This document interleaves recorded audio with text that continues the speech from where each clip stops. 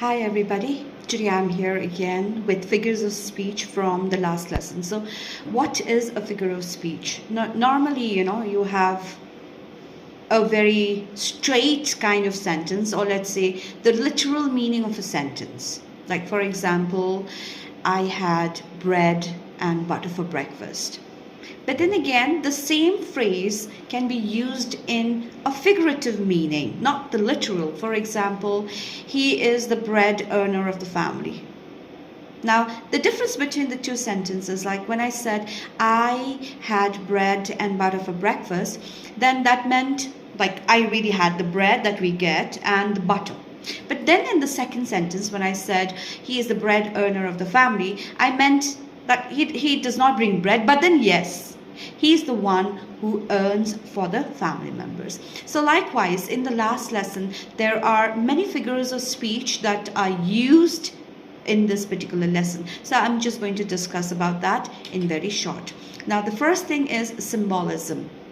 Symbolism is something, a word which symbolizes something else. For example, the color white, what does it symbolize? It symbolizes peace, right? Now, in the same manner, there are few symbolisms that are used. The first being the bulletin board.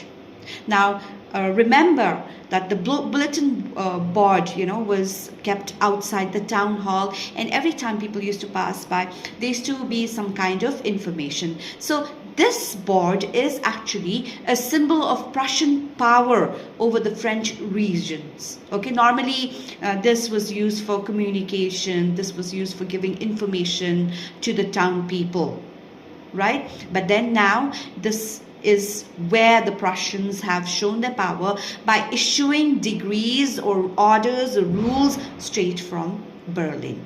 Secondly, M. Hammel's garden. Now, the garden itself, yes, it is there. The flowers are there, the hop vine, the cheese, everything is there. But what does it symbolize? So it is a symbol of the time that M. Hammel has served in this particular institution as a teacher. Now, even the little boy, the main protagonist of the story, he comments that the only thing that has changed in that time is the wearing of the benches, the walnut trees have grown higher, even the hop vine, that M. Hammel had planted now was twisting around the window frames. It had grown. So in this way, this garden functions as a visual symbol of Hammel's time spent as a teacher. Next is Hammel's last lesson. Now, what is this last lesson? Okay, so his commitment to continue teaching his French language despite the futility of knowing that this is going to be his last lesson and he is not going to do anything more. He does not have the power to do to teach out there. So his pride as a teacher is evident when he advises his students and the villagers who had assembled in his class never to lose their native language.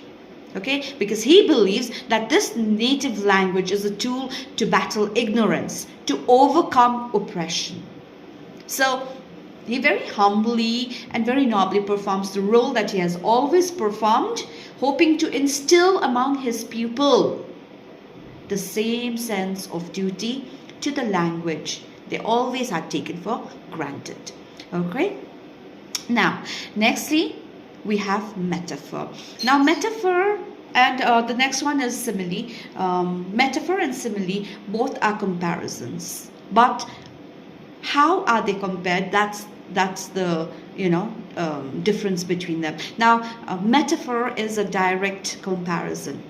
For example, you can say he was a lion in a battle.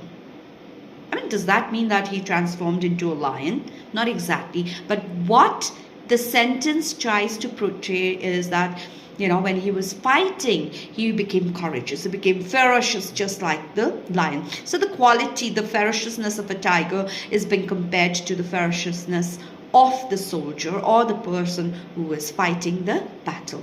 Now, simile, as far as simile is concerned, simile is an indirect comparison. So whenever you take two qualities of two things and compare them as one, that is simile. And you always use words like, as.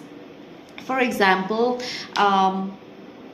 she is like a beautiful flower.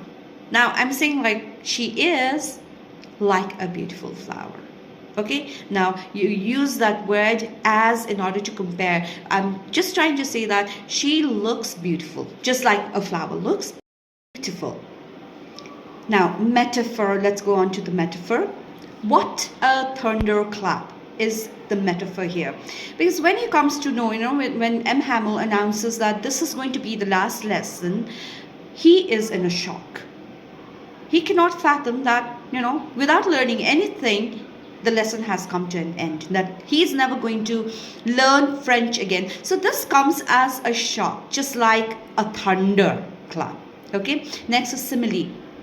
Now, when Mr. Hamill starts distributing these little copies, new copies in order to write, he gives to the students. Now, he has written France, Alsace, all over the copy. Now, this writing, okay, has been compared to little flags on the paper.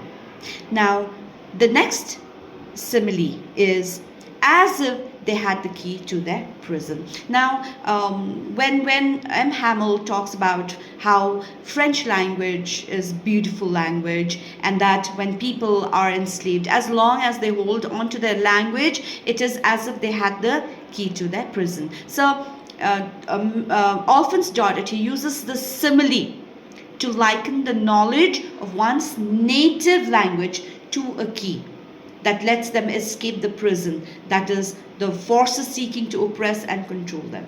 Okay, so France can still remember, though now they are under the Germans, under the Prussians, but still they can maintain their national identity by speaking in that particular language.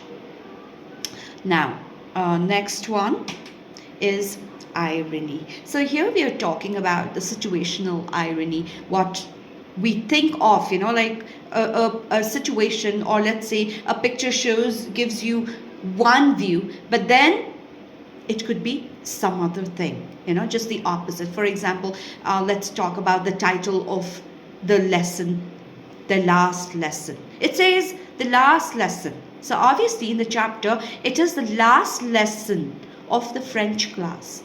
But then when people come to know about this for the very first time, they become serious. So this is the first step of realization. So only at the end of their lesson, they have now come to realize the importance of their language. And next one is books become old friends. Now, when little Franz, he hears that this is going to be the last lesson and he's never going to be reading French again, the same books in the beginning, he thinks it's a burden. He does not like the books, but right now he doesn't want to part away with the books. It becomes like his best friends. Now, the next one is imagery. A lot of imageries are used out there. Now, imageries are nothing but picture words, which helps you either to visualize a picture or to hear certain sounds, to taste, to feel everything. Now, the phrase benches weren't smooth, when little Franz talks about the classroom, how everything looks the same except for the benches. Now it's become quite old, so you can get a picture of those old benches, and sound of pen scratching. Now at the end, when it's time to write for all the students, none of them speak, nobody gets distracted, so it's silent. So you can hear only the sounds of pen scratching. So that is another imagery, that is auditory, like the sound that you can hear from your ears. All right, thank you very much.